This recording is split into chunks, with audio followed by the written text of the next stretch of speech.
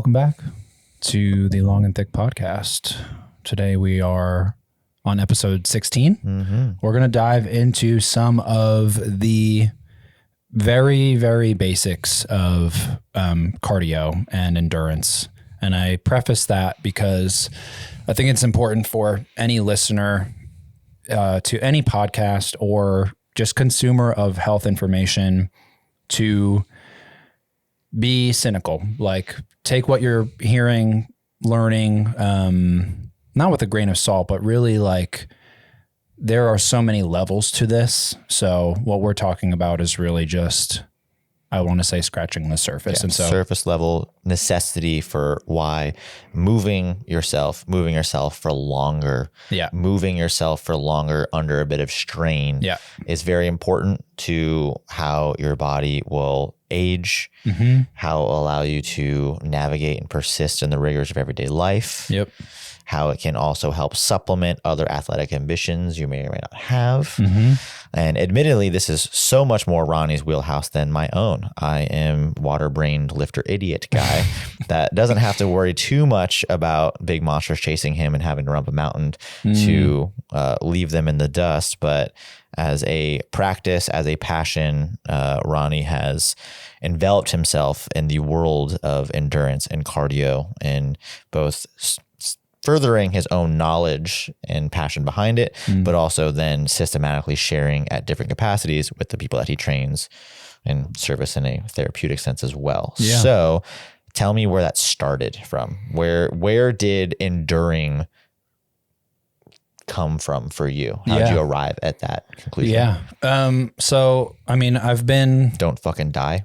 Don't die. You really need that little shitty, stupid heart to keep going. And I'm the Grinch with that little tiny little baby heart. So, recognizing just the importance of endurance just as a whole, and also just sort of being enamored by the drive that it takes. Until you've tried to do anything that is just like so fucking exhausting, you never really truly appreciate like someone who can run a sub-3 marathon, or, you know, like how mind-blowing that is when you try to run anywhere, you know, near max effort pace for any sustained effort. Like, but really everything started, I would say, probably as I got involved in more mixed martial arts. There is few things as emotionally and cardiovascularly stressful as being smothered by somebody like 150 pounds heavier than you, trying to choke you to death. Like, not death, but, you know, they try to win, and that's jujitsu. And so really feeling the need to bolster my ability to keep going, to not just be so fucking tuckered out that it's not even an option if you want to continue. Like, you cannot, because you're just completely tapped. You know, lungs taste like blood, you're panting, like it's just like not happening. So I'd say that's when my beginning of recognizing some of the importance of it came, maybe with skating a little bit too. What were the early stages of endurance-based adoption for you? They weren't. I mean, I did like some track stuff in high school, sort of. I say that very sort of. I got kicked off the team for being so good that they asked me to leave. You need to advance. You're making Sir, everyone else look bad. We can simply not have you. And so that was sayonara. But yeah, I mean, my true jump into really wanting to understand and appreciate the depth of understanding that it takes to enhance a cardiovascular system is within the last, year and a half, I would say. And so, yeah, it's been an interesting process. You are taken back in how simple some of it is, much like with strength training. There's a lot of parallels. But there's also, it's a different system that you are trying to adapt. And so it is not the same methodology in terms of creating a better athlete. Terms of the simplicity of where we're trying to keep the cardio conversation. Yeah. So you wanted to be better at skating, be able to skate for longer, be able to roll for longer, exist easier. BJJ. Yep. What was your first roadblock? What was your first snag akin to what someone else may feel if they're starting the cardio journey or just trying to get better endurance? I would say my first like hump that I felt was in just like having a lot of running inefficiency. Okay.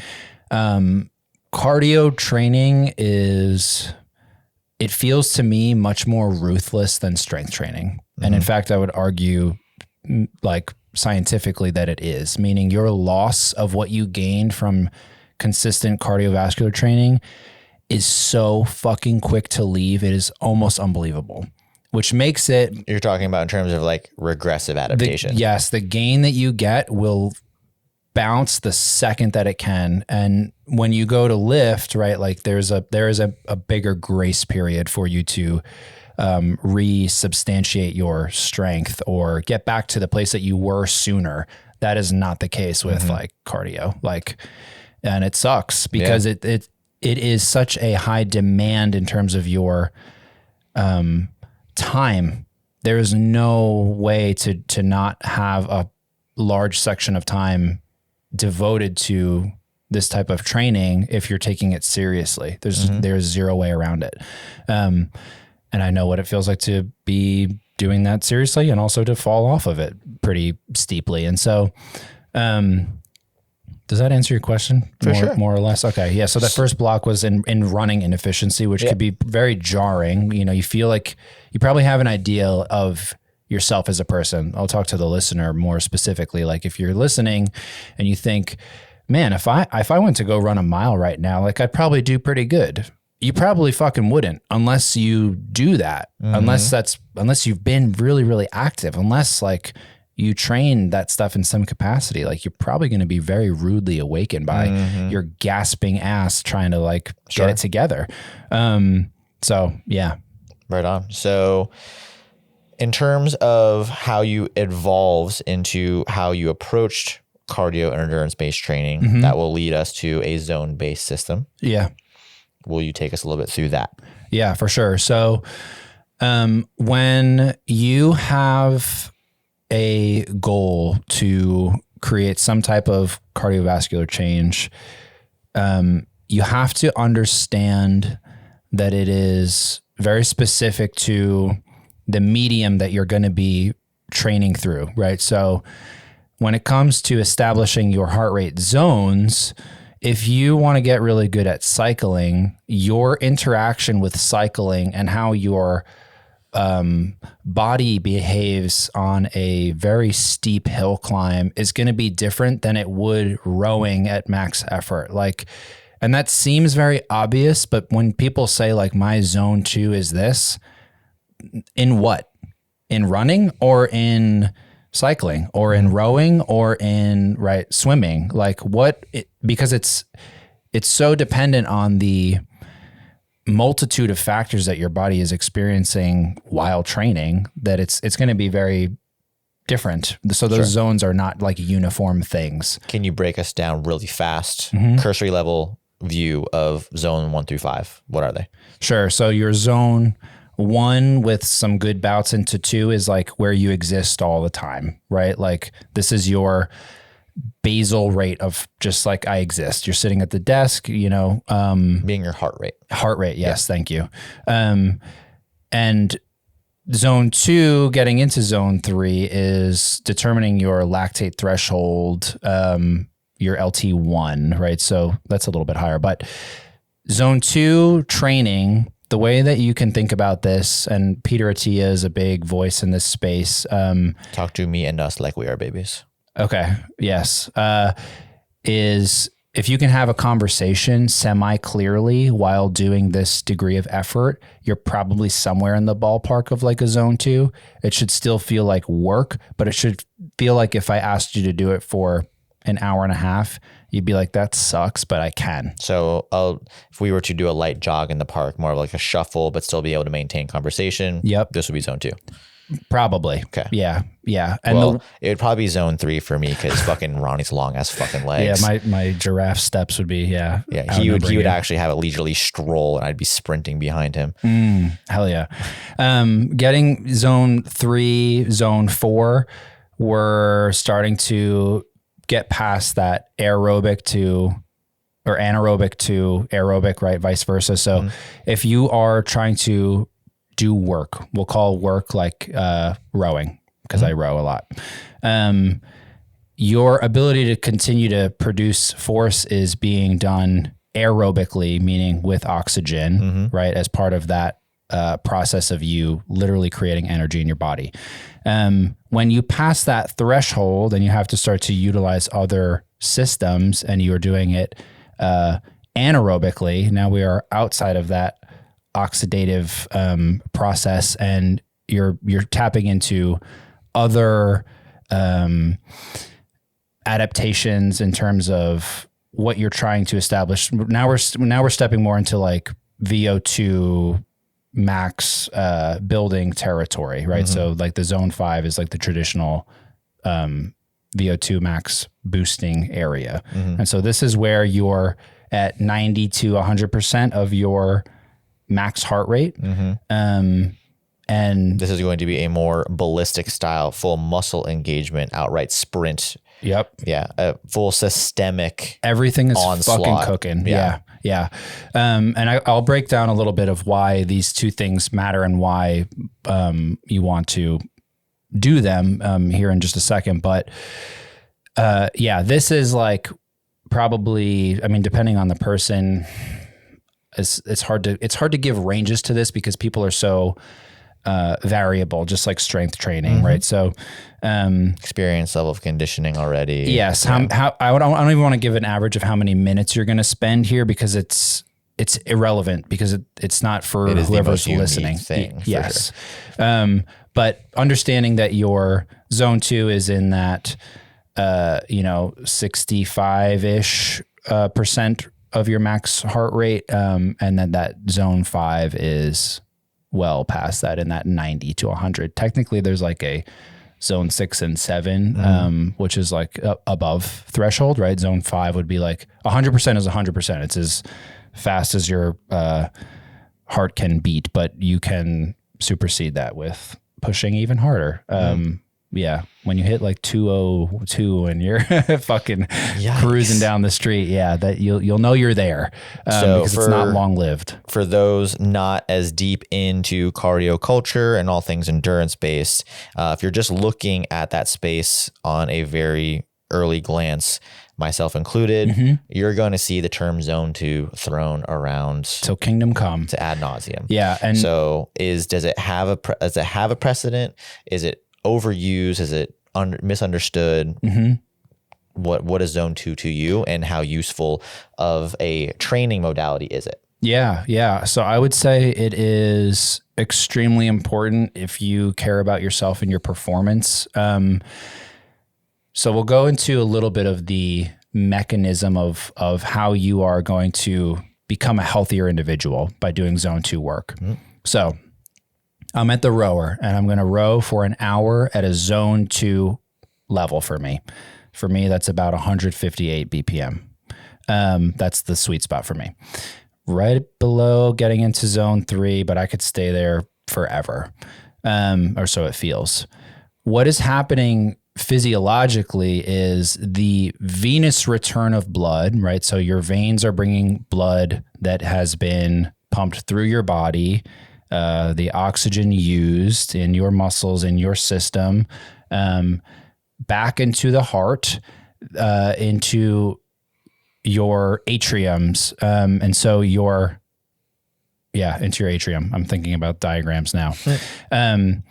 As you get into left ventricle or both ventricles, you want a higher effort of pressure that doesn't thicken the outside wall of the heart, which is that zone 5 space from the force of the contraction. Is it like a sort of form of inflammation kind of thing? No. So this is like, if you think about your heart expanding as blood comes into it, We are trying to force blood into that space to expand its ability to hold more fluid. And it's like an eccentric hypertrophy. Gotcha. Right? I see. Rather than hammering it to actually makes the cavern smaller because it's Sure. overworking the fuck out of itself. Internally would be smaller as the exterior contracts and pushes the fluid out. I see. That's our zone 5 side where we do want thickening of that wall of that left ventricle to push stuff out. But in zone 2, we're trying to give ourselves more space through that venous return, which is going to increase our ability to raise our stroke volume, right? Which is like how much are we pushing out? And this is, you can think of this as like bolstering your foundation. Okay. So the better your zone 2 capacity is, the more it will take to make you have to start to do work. So people who like are out of breath peeling an orange or sweating from going up the stairs probably have a very, very bad zone 2 foundation, Gotcha. right? It doesn't take much to spike them way past that because there's no time spent there. That has not been developed. There is not a...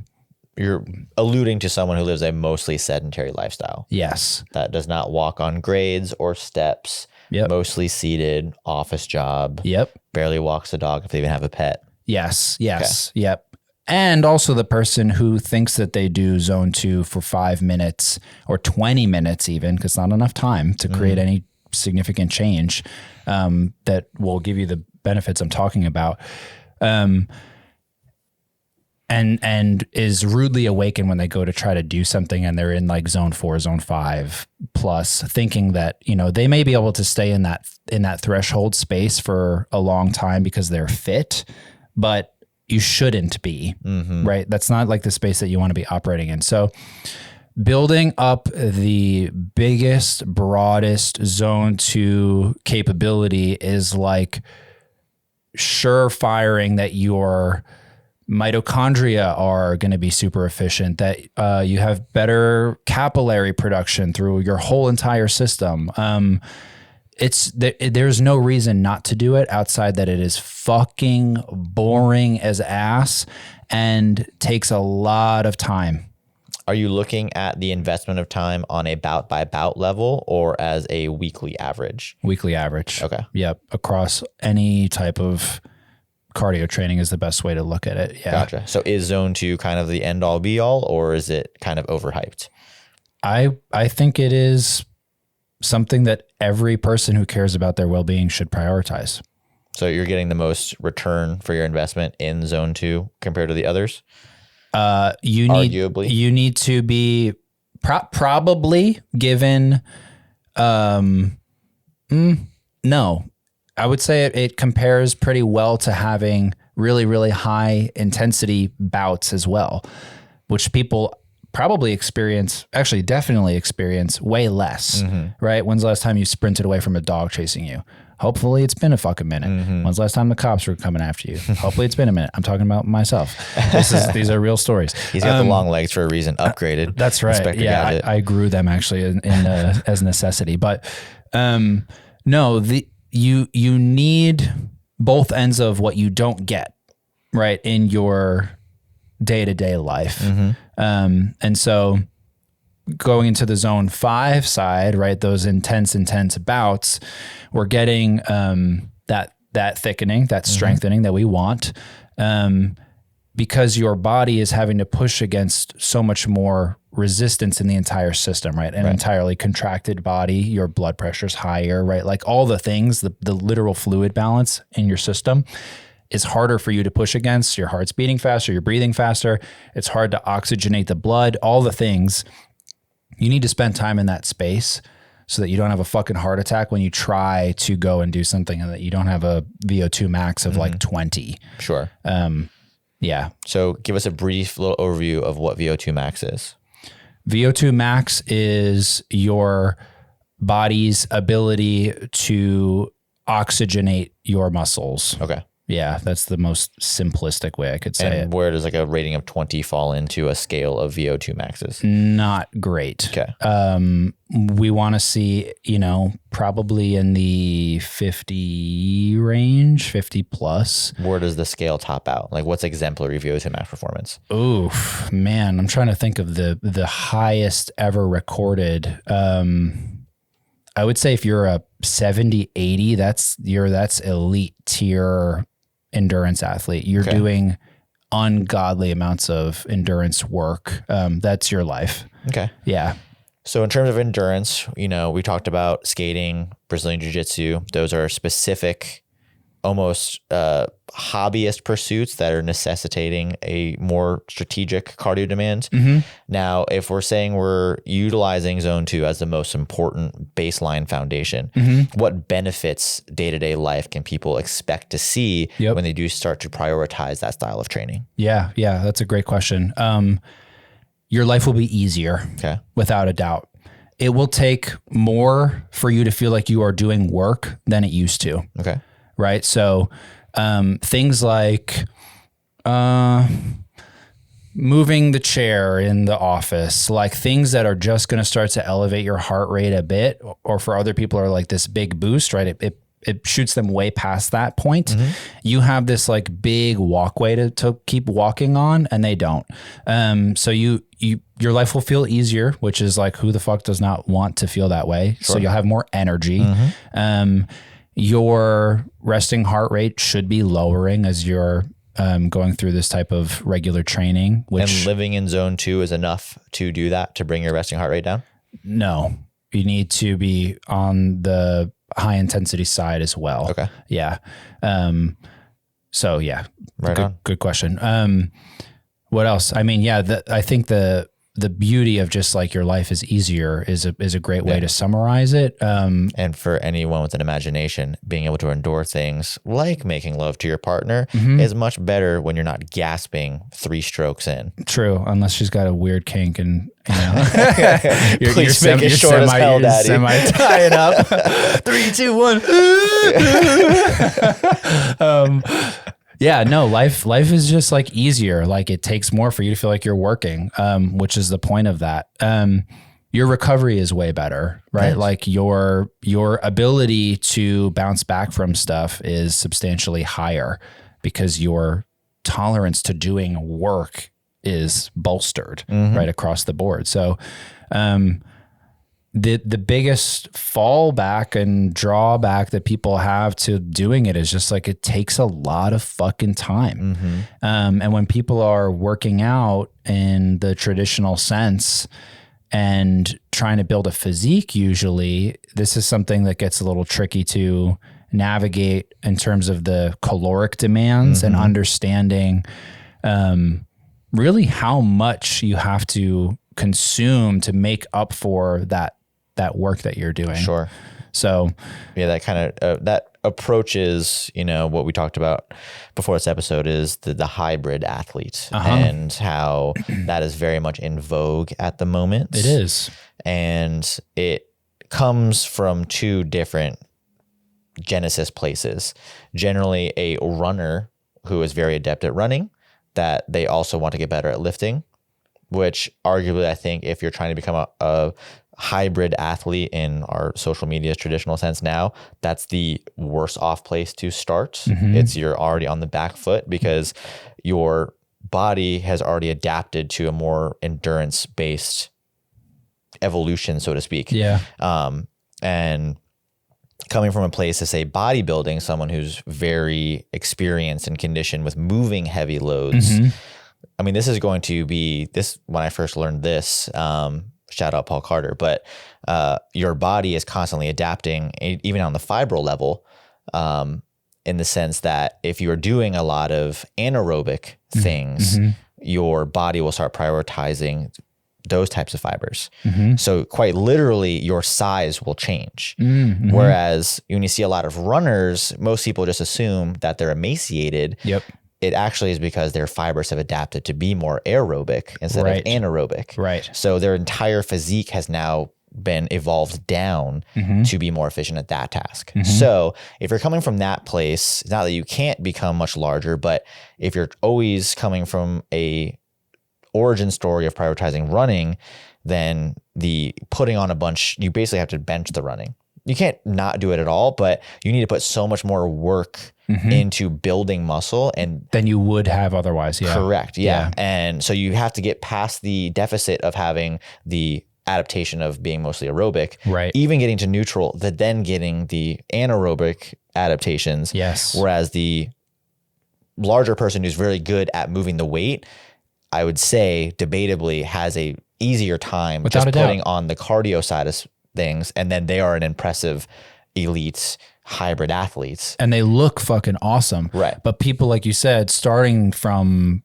not that space, it's a much tougher climb. Yeah. People want to train that way because they think they're going to look like, I don't know, Rich Froning in his prime, just like fucking yoked and can go forever. Yeah, but he was also a farm boy yeah. that lifted for his entire life yes. and then just got really good at metabolic conditioning. Yep. Whereas if you are starting on a place where you are more thin and lithe and like a gazelle, you have your work cut out for you, brother/sister. Not to say you can't do it, of course but this not. Also goes back to cardio or caloric demands because even if you are a big person and you want to get better at cardio, if you do not manage your calories well, you're going to impart too much of a deficit and you could be catabolizing muscle, the very things that are going to help you on the strength-based modalities of being a hybrid athlete. Right. Furthermore, if someone has basically gotten their stuff down to just being perfectly balanced for running, mind you, if you're running miles and miles and miles, you have to be eating so much just to stay at maintenance. Yeah. That's not something that you just get to, we're going to do 10 to 15 miles a week. Right. And just eat the exact same way. Like you're going to perish. Yeah. And when it comes to then having to have a good amount of surplus beyond that to build proper muscle, to give you the head start, to constantly be able to recover and push the needle forward on the lifting progressive overload front, it is a task and something that you can resonate with all too well. Yeah. Because whenever we talked about like, you're doing this much rowing and running. Literally back to back. Yeah. And you're also a large human on top of it. Like while like you might be more slender than, 240. Sure. But still like your baseline. Your baseline metabolic rate is already huge. Right. To get in. Everyone has a slight different metabolic propensity of where those calories will go in terms of musculature and how easy it is to put on weight with muscle. You have that working against you. And on top of that, you're doing several hours a week. Right. So when I first gave you the number, you're like, fuck. Yeah, it's like that is it. And yeah, and we both lead busy professional lives, busy social lives. So like, where are you putting in your 35 to 4,000 calories a day? Yeah. That is a rub. So if you're approaching cardio and doing endurance stuff and trying to balance weight training and hybrid style athletic pursuits, you have another thing coming if you think you're going to shortchange your calories. Yes. Yeah. Just get ready for what you're about to embark in. So I'm sure you have a good amount of people, at least with budding interest in what it takes to become a hybrid athlete. It's very much talked about, very much so online. High Rocks, just other influential people kind of getting into that lifestyle, that groove. So if someone came to you with a runner's background, what would you prescribe as a phasic approach to get them to a more well-rounded lifting and running person? Yeah. So someone who's already a avid runner, probably, is averaging some pretty good mileage weekly. And they're probably fucking weak as hell. So typically, anybody who's trying to go hybrid, like I would say for sure define what your thing is that you're wanting to get after. Hybrid might mean being like really strong and really good at jujitsu. It might mean being in High Rocks. It might mean just like improving your marathon time. Like, you might still think of yourself as a runner, but you need to adopt some more hybrid-esque, traits. And so we're working on power development. We're working on getting people moving laterally right? Like getting them outside of their normal planes of movement. And for sure, enhancing some of the like plyometric springiness, those types of qualities in terms of getting the runner into a more well-rounded person that will probably have a harder time, rolling their ankle and being completely sidelined or getting some kind of weird runner's knee thing, which is like everybody. So we're looking at bolstering things up that way for sure. Okay. A lot of power production, strength development in step ups and hops and anything, and whatever you could think of that applies to running is we have to build strength and power there. Okay. So if they wanted to also be a lifter on top of that, what would you suggest? In terms of like, they want to build the whole physique while still trying to cling on to being a runner, not completely leave it dormant. Sure. Okay. Yeah. So we're going to have to start to build up whatever their capacities are cardio wise even further. Make sure that they're eating way more to sustain this type of stimulus of growth, and really trying to figure out a way where they find balance within their weekly load schedule to accommodate the lift and the tax from the lift, especially if you're going to lift for power and strength Monday, and then you expect to run like, 12 miles Tuesday. Like maybe let's not, maybe we'll work on some other stuff there and we'll try to sprinkle in your volume elsewhere and just really slowly, progressively build that up. It's going to take time. We don't want people, that's where you get hurt. That's where you get perpetually sore.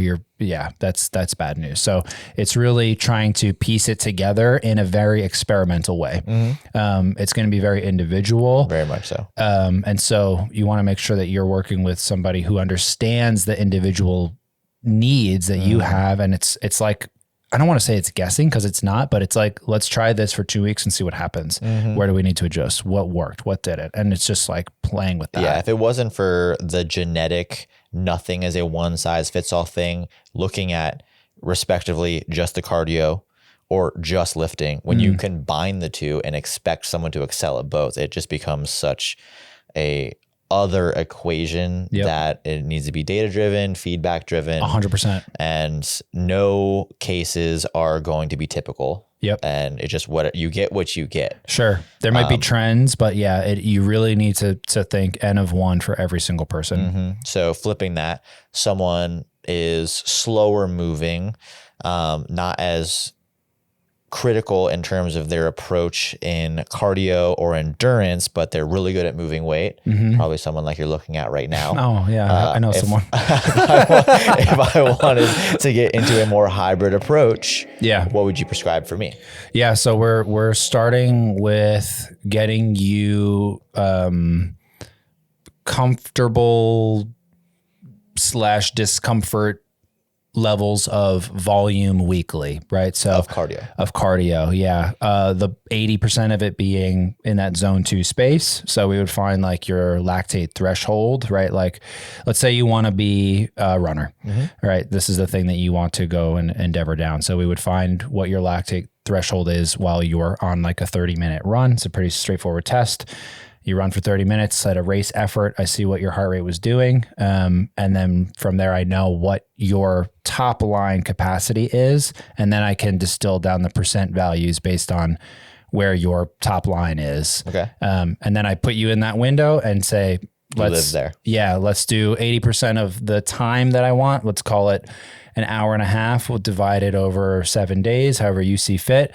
And then maybe 15 minutes of zone 5 in some running. And when you say zone 5, because it is mostly air quote extreme for most, would those 15 minutes also be smattered across the week as well? No, it would be probably not. Okay. 15 for you would be doable. Someone like less fit, I would start lower. Okay. Maybe 4 or 5 just to see what that's like. Okay. And it would be in like an interval style, maybe like a Tabata, like 10 seconds of fucking sending it and then 10 seconds rest, 10 seconds of sending it, right? Or a 45-second bout of a sprint or your high pace and then like a minute and a half rest and do it again and just keep coupling those 45-second, chunks and build your volume that way. And then in 6 months, maybe you're doing 5 minutes on at a super high effort and 2 minutes rest or 1, right? And so whatever, we're playing with those numbers. And that's a good call out too. Something that you said is managing expectations in terms of time. You said months. Yeah. And that's still bare generous. minimum. Yeah. So we're alluding to the fact that if you're trying to change your stars as someone trying to jump to the other side of the hybrid spectrum, that you're most likely looking at years to get truly good at that. Oh yeah. It is slower than muscle building for sure. Like legitimately muscle protein synthesis. Like this process is going to be a longer thing. That's why the guys that are like 70 that are like weirdly fit, they're like, oh, I've been running since I'm like 12. It's like, 80 fucking years. Like that's a good resume. Good head start. Yeah. And another thing that you said that I think deserves mention. So when we track lifts, it's pretty straightforward. It's reps and weight and move on from there. Yeah. But now you are looking at tracking things that are a little bit more nuanced. And with your clients, you are having to see what they did on a representative level in terms of just sheer numbers. How is that tracked? I pretty much, anybody who wants to go down this like more hybrid route is buying a high level like heart rate monitor, chest strap. And we're doing everything through that. So their lifts are done in that, their runs, their rows, their bikes, their whatever things they're doing are all done through a chest strap. And much like everything else that we've talked about being in the exercise and nutrition world it needs to be data driven. Yes, 100%. Yeah. If you don't see clear trends moving the way that you want, right? Everybody PRs weekly with you. Like I should be seeing fitness going up in the way that we're measuring it. And heart rate going down, VO2 going up, right? Like, and seeing that nice slow crawl, and their ability to withstand more and more volume will rise with that. And so, and we push that. Awesome. Yeah. Yeah. No, it's cool to see. I mean, we follow many of the same people, but I know a lot of people that you work with, and seeing you post screenshots of your success stories or them also post screenshots of what their times are, most of which going down is what you're looking for. Yeah. Or their overall endurance, expanding rather robustly is very cool to see. Yeah. It really is pretty, it makes you feel very connected to that person's journey. We just had somebody do the Boston Marathon that really wanted a sub 4, which is like a 9:08 average pace, to get like 58 or just below 4 hours, 58 something, 3:58, whatever, with a little safety buffer. And they hit it. That's awesome. And yeah, it's a big win. It is. And like they did the work. I didn't do shit, but it's having the path laid out, like we just talked about in the previous episode. Like it really makes a huge difference when you have a plan and you know where you're going, and you see like, hey, what was my zone 2 effort running for 40 minutes used to be a pace of like 9:50, and in this number of time we've changed it to like 8:59. Like huge. That's fucking crazy. Yeah. Like and it's really cool to see, and it feels really good. And you're like, but it's the same as hitting a PR like 9 months later. You're like, oh, that was 2 pounds heavier since last week, but it's 180 since I started. Like that's fucking bananas. Yeah, so absolutely. You got to sometimes step back and look at the whole thing. But yeah, that's awesome. It's really rewarding. Shifting sites a little bit. So in cardio based, but still more socially rooted pursuits, we have things that are like HIIT classes and interval based courses. Yeah. What are your thoughts? I think socially, it's excellent. I think if that is all you're doing, I'm happy for you, and I will give you a thumbs up. If that's all, if you're like, this is what I can do, cool, do that. And for the rest of your days, do that. It's better than nothing. It is better than nothing. If you are serious about going somewhere specifically, you are doing yourself the highest level of no favors. Yes. Right? Like you are putting big deficits in because you're not ever doing anything substantial enough to truly build strength past your newbie exposure gains. Mm-hmm. You're definitely not having any cardio adaptations outside of just like the stealing of your mind and some of the push of breathing heavy and being sweaty. You're not living in a particular space long enough to really like, we're basically seeing a complete lack of progressive overload on both a cardio front correct. And a weightlifting front. And dare I say, the entire industry is pretty predatory because it is predicated on you feeling like you had a really crazy workout and feeling thrashed without getting the benefits of either. Correct. And yeah, it really is lose-lose in so many ways. You're only getting that thickening of the heart that we talked about, really, like, because again, most people that are going to do something like that, when's the last time in a month span that they could look back and say, I've collected 75 hours of zone 2 this month? Like, probably never. And so your scales are tipped so far into a direction that it's not, you're just getting better at going to class. And even still, your nervous system gets so trashed and wrecked that like, and you go the next day at fucking 4 a.m, like, no, it's really, if you have specific goals, don't do that. If you want the convenience and the social hour, that's great. Yes. And again, not trying to shit on it entirely unless you are under the belief that it's moving the needle towards where you want it to. If you are doing it as a health-minded pursuit, you might not know it, but you are inadvertently installing the lowest of ceilings to your potential. Right. And you are getting none of the health benefits that you want via endurance and strength because you're just not getting them. Yeah. And you said it well, it is very predatory. I will get your week's worth of work in 20 minutes. That's crazy. That's just not real. No. Like, it's just not real. If it comes easy, it goes easy. And guess what? Like, this is, Yeah. And what's worse too, and not to make this a sex issue, but it is completely playing into the hands of just reaping entire swaths of female clients. And we've touched on this many times, and thankfully we're starting to see a slight shift in the health, wellness, longevity influencer space, that people are waking up and looking at the data and being like, oh, women should not just be doing Pilates all the time. Like, you need to be building strain and strength because your life and your ability to have a good one past a certain age hinges go on down it. A cliff. Yeah. It hinges on it. Yeah. And women are not going to get big and bulky by being stronger and more athletic. It's going to be the exact opposite. Right. The body you want comes at the expense of gaining muscle. We're going to say it so much in the course of life podcast, our clients, and it's not a sex divisive issue. Like, get more muscle, get stronger, you will live and feel better. 100%. That's not a man or woman thing. There's not a difference on either side of the aisle. Yeah. Get stronger and do it with a plan, do it progressively, because there is no way other than being like, oh, you did this slightly better than someone else in this class, which is also predatory.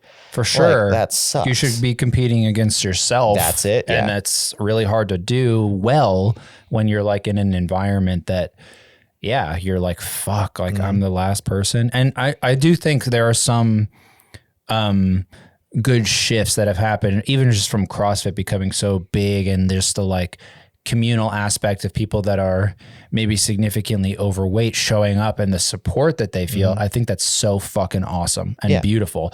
But again, the fruit of their labor would be much better spent in a different way, in all 100%. Honesty. And it's just like a disservice, and it's fucking expensive. There's not a thing that's like, Orange Theory is at an all-time high price. Like, it's like they're selling eggs or something in the fucking parking lot. In this economy? Yeah.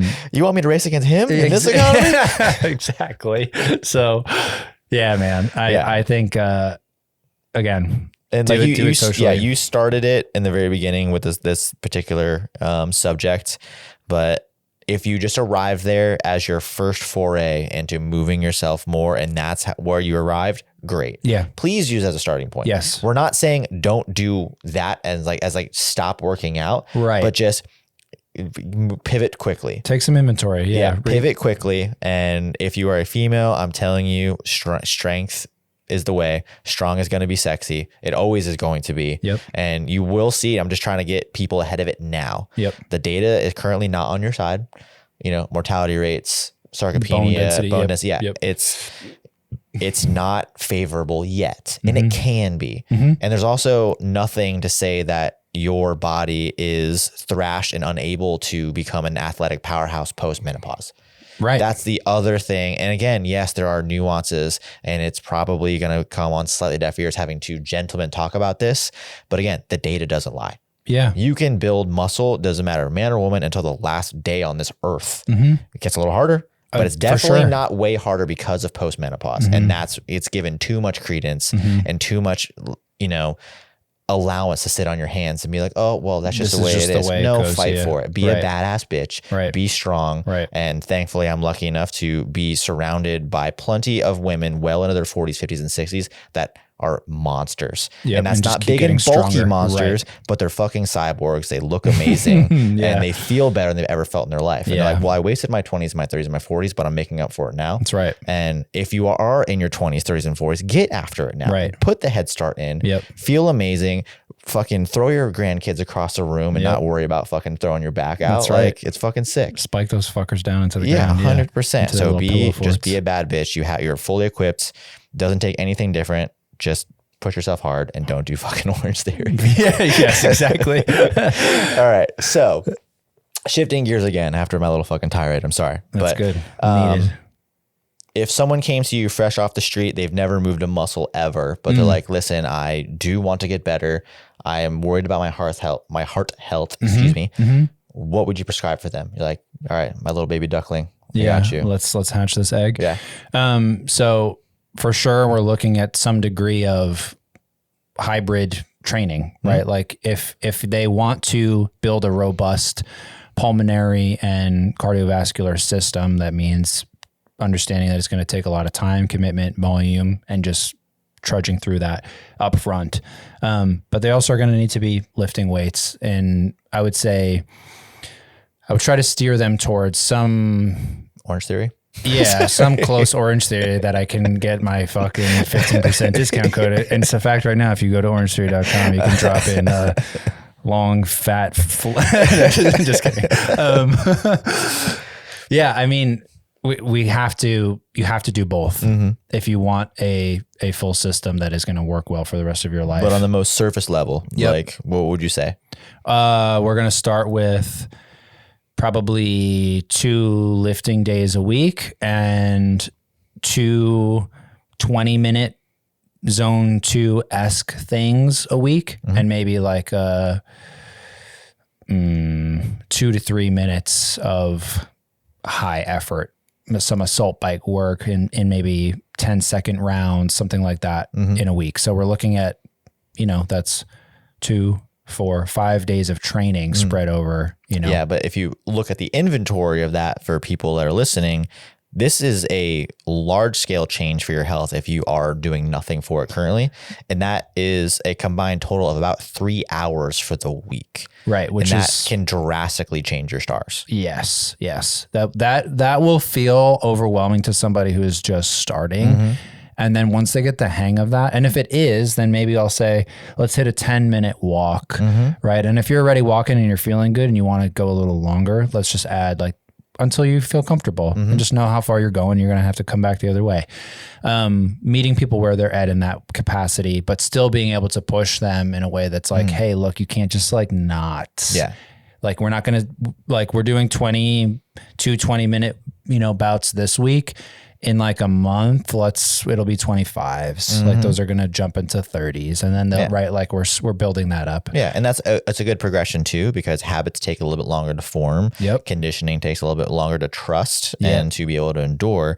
But yeah, just to reiterate, that is a large comprehensive change on both your heart, your lungs, and your muscles for the total investment of 3 hours a week. Yeah, which you scrolled for today. Yes, already. if you cannot find a way to crowbar that in, you are literally just being okay with dying early. Yeah. Like, I don't mean to make it too sharp of a point, but that's not. It. That's the reality of it. Yeah. You're like, I am okay with the fact that I am going to age prematurely, feel like shit very early in my age, and die young. Yep. Have some weird diseases show up way prematurely. Yeah. Just for your friends and your family, show up a little bit if you're not already. Yeah. Like, come on. Yeah. That's just, I mean, sure, there's a lovely vanity component to this. And if you've never been into exercise, like, well, I don't care about looking that way, that's fine. But you also have never been there yet. You don't know what benefits you're leaving off the table and how you will feel. Yeah. Just start. Yeah. 3 hours a week is nothing. It is pretty much nothing at all. And I'm I would say fortunate in intentionally choosing, certain life paths that, like, I don't have a kid currently. Mm-hmm. I'm not even married. Like, I don't have a dog yet. And fucking some of that is like, fucking yeah, soon I'll be holding her. The time that it takes to, as you get into these elite levels and these higher progressions of things, is like, it's a fuck ton of time. Like, but anything elite level has to be your entire life. Of course, that is your entire existence. Before we slay that dragon, so find me a balance point in terms of cardio prescription for someone who has a good amount of experience and it's not novel to them anymore. They've put in the groundwork. Mm-hmm. They've run through several phases with you. Mm-hmm. They've really cracked into the comfortable nature of manipulating these various zones. So they want to have the best lease on life and longevity. Mm. We're not talking about a professional, but an average listener that does want to prioritize their cardio for feeling and breathing and their heart thumping the best. Yep. What does that look like for them? Yeah. So it's going to typically be like going through almost, I would probably treat it as race preps that aren't true like race preps, right? Okay. So like I'm thinking about building, and there's little phases of breaks in between. In like lifting terms, it would be like a deload week, and you're obviously not doing nothing there, but you are at a much lower threshold than all of the load that you've been under in weeks prior, which should be like slowly climbing. You come down and then you go a little higher, then you come down and then you keep going higher. So I start to push people into like, hey, are there any things that you're wanting to like get better at in terms of your cardio training? Like, yeah, I really like rowing. Okay, well then maybe I will start to build in much more ballistic low lap pulls, right? To build up some of that capacity and literally like your stroke wattage and all that kind of stuff. And just like gamify it a little bit and show them and get them to see this like really, really beautiful trending arc of their fitness climbing. On a blank slate, if someone's like, I will do anything that you prescribe, how many different styles of cardio are you giving them? Usually 3 is like the sweet spot. That's what I ran with without wanting to get really good at any one of them. And I'm assuming, without getting too far, as my understanding might be, what, on foot, rowing, and cycling? Yeah. Yep. So that's like a nice spread. People usually like the split, right? Like you get bored of shit pretty soon. And so having some variety in there is good, but it also means that there's a slight cost, right? So the same that the elite guy needs to be able to do probably those things and swim instead of row for a triathlon, right? Like he's not going to be the person that's benching the most ever, but he will smoke your ass all night and day and outrun you and make you feel like a pathetic piece of shit when you try to like climb the stairs next to him. So before we jump into what elite level needs are. Sure. So for the middle ground to slightly advanced, would you say, you said you gamified it and also look at like pre-race prep without a race. Yep. Would you say a very adept cardio person under your tutelage and their abilities, once they are kind of maximalized, they could necessarily just basically run a half or a full? Oh yeah. Definitely. that is a good barometer for their level of cardio fitness. Yeah. And especially there's usually some semblance of that exists for them already. Like they've done something like that in the past and they're like, yeah, why would they put that endurance out there and not be able to shape it to into use something? it? Yeah. And so it's like, for sure, you know, there's people that I work with that can run a 20-minute, you know, 10K or, you know, just like they can cook like they, and it's, or a 6-minute mile for 3 miles. Like it's fucking fast and really hard. But it depends on what their goals are. And those things ebb and flow a lot as your training goes on and their demands and their life changes and all that kind of stuff, keeping up with the food, like it's a lot to do, but it's worth it. Yeah. So then talking about the nearly unattainable. Yeah. What does programming for an elite level cardio based athlete look like? Yeah, that is outside of my expertise for sure.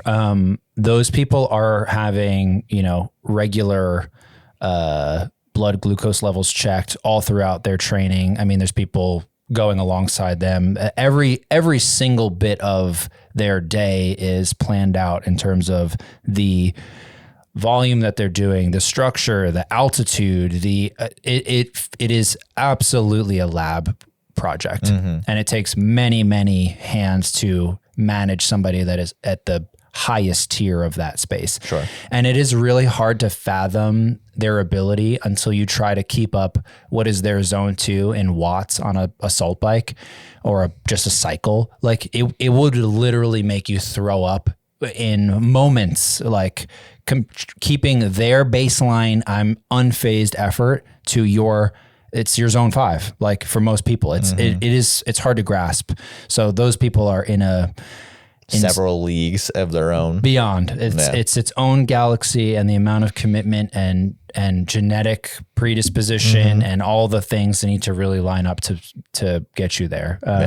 So basically, all that being said, you shouldn't not try to be the best possible cardio athlete, but also there are just always going to be elite specimens out there that then also find a way to, via gravity in their performance, accrue and amass a village behind their potential. Yes. But then again, it's enterprise, it's sponsored. Oh yeah. Their entire life is revolved around being a cyborg. Yeah. So they're usually not married or there is no time for anything else. Yeah.